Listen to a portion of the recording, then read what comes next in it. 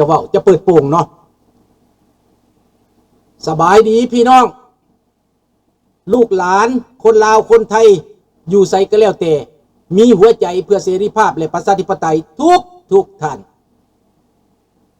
สบายดีท่าวิลาไซขอเข้าห้องเพลงชาติเลยเนาะมื้อนี้เนาะจะบ่เว้าหลายเรื่องเพราะมีเรื่องสำคัญศาสตร์ลาวตั้งแต่เดิมมาขึ้นชื่อลือซาอยู่ในอาเซียนศาสตร์ลาวผูกพันไมตรีความสามัคคีฮักข้อมกัน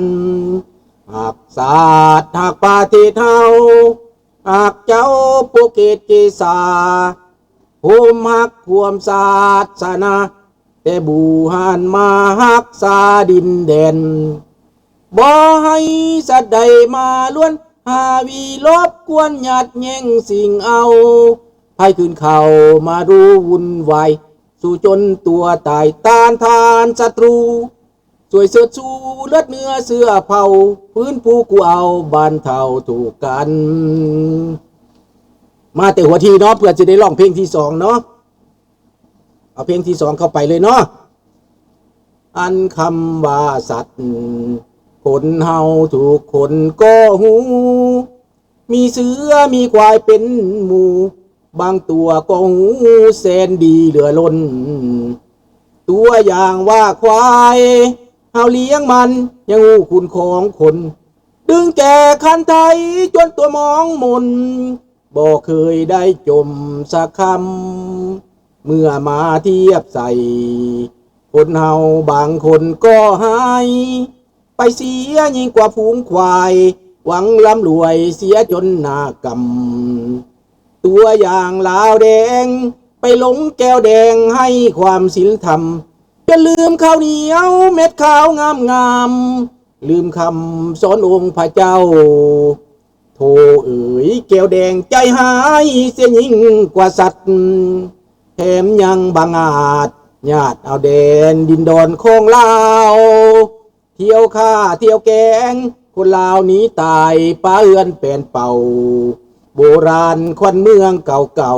ๆทำลายเสียได้ลงคอเพื่อนลาวลงผิดอย่าไปเสื้อฝังคำเขา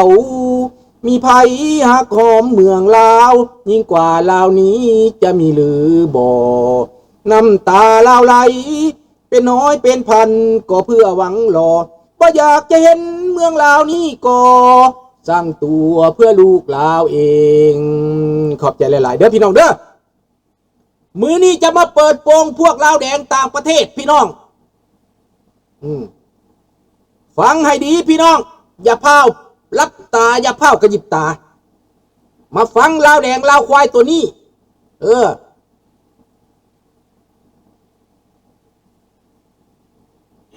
เสื้อลาวหรือต่างประเทศที่เคารพและนับถืออันนี้ก็มีแนวอยากว่าเพื่อให้สังคมลาวหมู่น้ำคือเมื่ออยากว่านี่ก็เป็นเรื่องการจะตั้งนี่แหละการจะตั้งนี่ก็จะเป็นเรื่องมันมีเสียงเพลงข้าพเจ้าสิบ่เปิดต่อเนาะให้พวกท่านไปเปิดเองเนาะมันมีเสียงเพลงอยู่ในนี่ยันมันต้องกับ YouTube เนาะดังนั้นข้าพเจ้าจะบ่เปิดต่อไปเพราะว่ามันมีเสียงเพลงคันบ่มีเสียงพวกรบกวนข้าพเจ้าเปิดเสียงมันเนาะดังนั้นพี่น้องที่พวกท่านเห็นหน้ามันนี้คือบักเดชอุดมพี่น้องบักเดชอุดมบักลาวลิงใหญ่บักโตใหญ่เดชอุดมสานุวงศ์คนบ้านนาเมืองแขวงท่าแขกหัวหน้าประท้วงใหญ่คนล้มรัฐบาล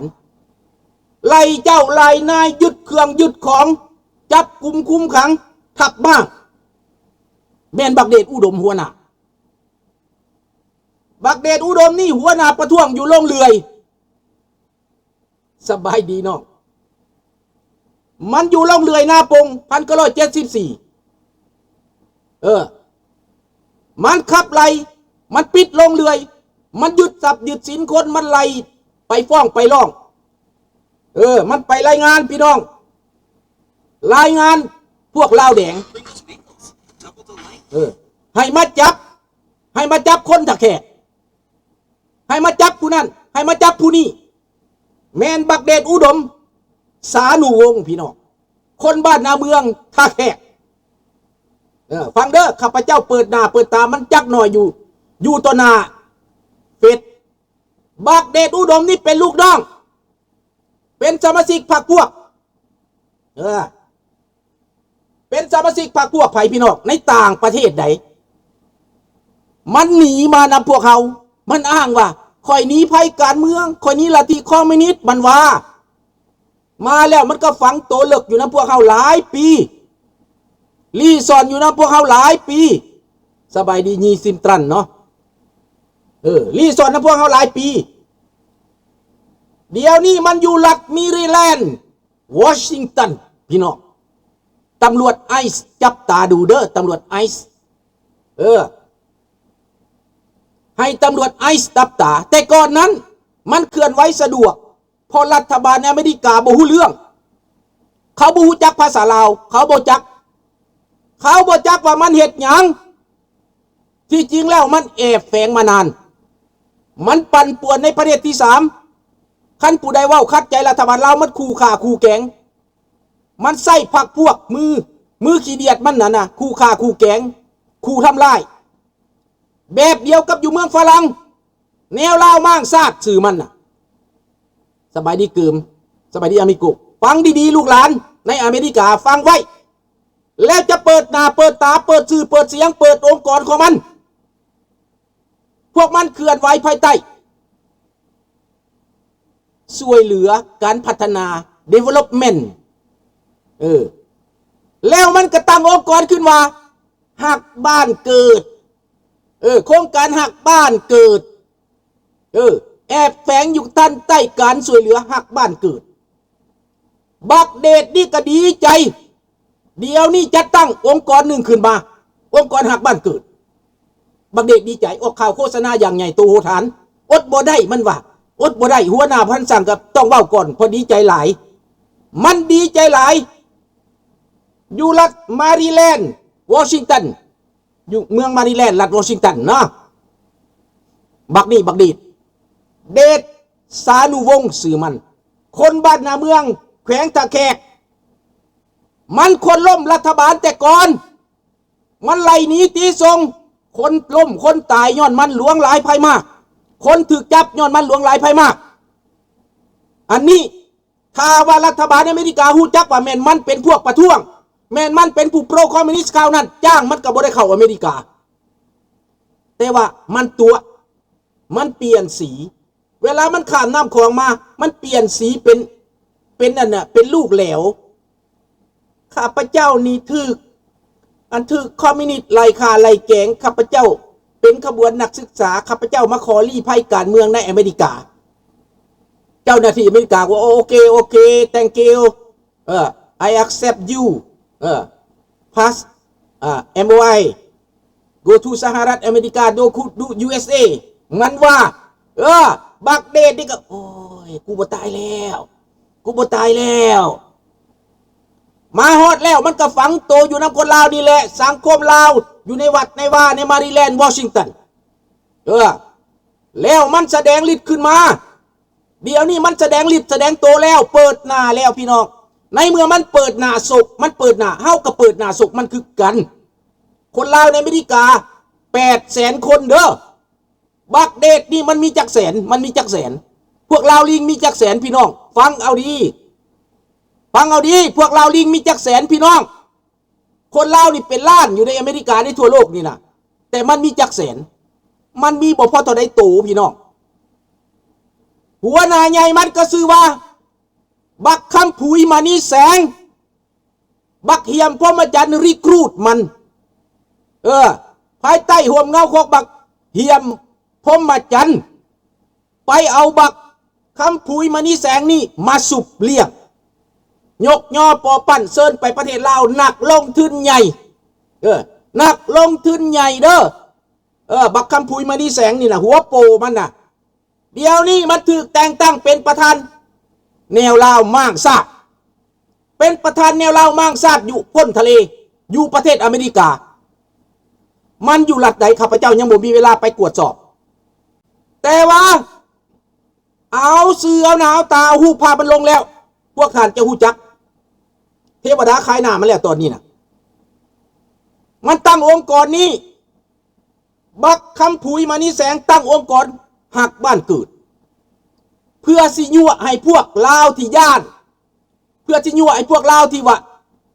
คันสิเว้าแล้วก็นางูนางู